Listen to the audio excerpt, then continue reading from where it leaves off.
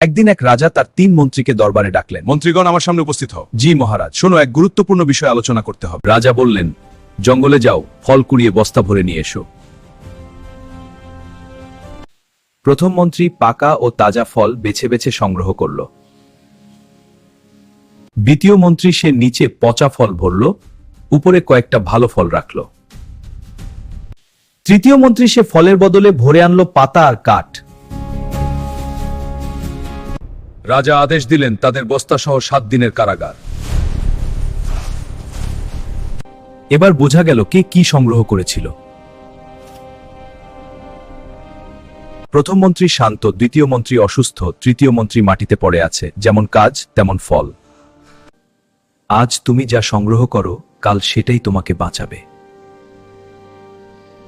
জীবন ঠিক সেই বস্তার মতো, আজ যা ভরছো, কাল সেটাই খেতে হবে।